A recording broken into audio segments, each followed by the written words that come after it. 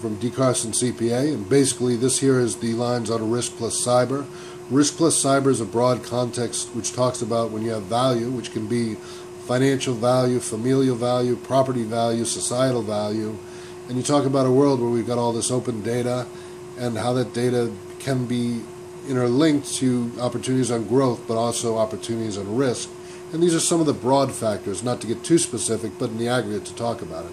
We have segments over here. We're talking about society, and this is from economics. We have entities that are industry, NGOs, which are non-governmental organizations working for global hunger, for peace, and different things.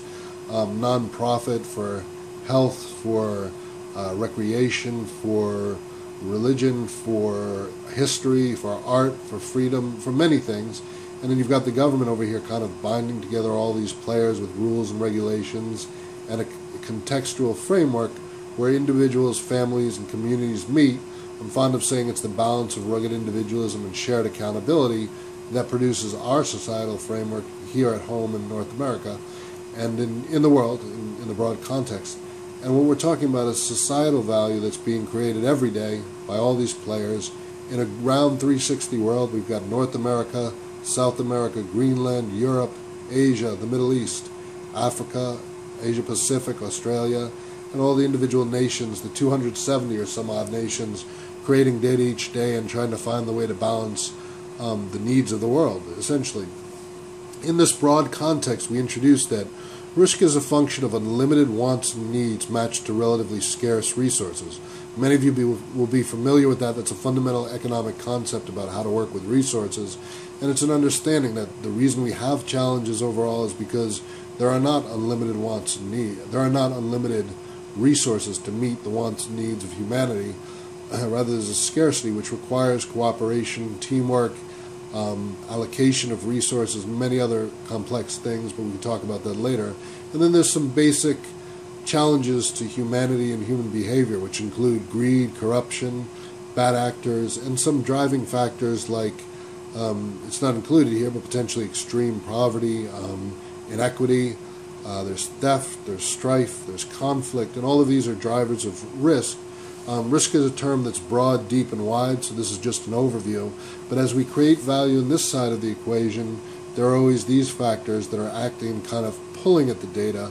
And as we consider all of these entities are creating value today in the economy, we create data, we put in the iPod, the Android, in the desktop, in the mainframe, we bring it to the cloud, we use the internet. Much of this data can be used in societal terms for benefits and improvements. We have knowledge about water and agriculture and energy and health and much more, all being global problems, and there's many positive actions where people are working together to solve global problems. But there's also a darker backdrop. There's unlimited wants and needs, there's misunderstandings, there's different pulling forces, and so there's this very real need as we work with data to think not just about our everyday world where everything is calm, smooth, and we're on our daily mission and objective, but to think about a broad context of risk plus cyber. So we appreciate the opportunity to work with value to help in global improvements, and at the same time there's a prudent line of risk management. So our lines will always speak to both points, and to the degree of your interest you can engage on either line to look at risk or to look at growth, which is the value side. But in the aggregate, you must be aware that as using these tools down here, the iPod, the Android, the desktop, the mainframe, the cloud, there are certain fundamentals which are controls, policies, procedures, steps that you should take, and ways that you should defend yourself in working with financial data and thinking about how best to take care of yourself in a complex world where there are both positive and negative things happening. So we've introduced a lot of conversation and growth. This is a cautionary line to the awareness of risk, and much more can follow as time permits. I hope this is interesting to you. And these are the lines of DCarsonCPA. Much more on the web under these call signs for DCarsonCPA on risk plus cyber. Thank you.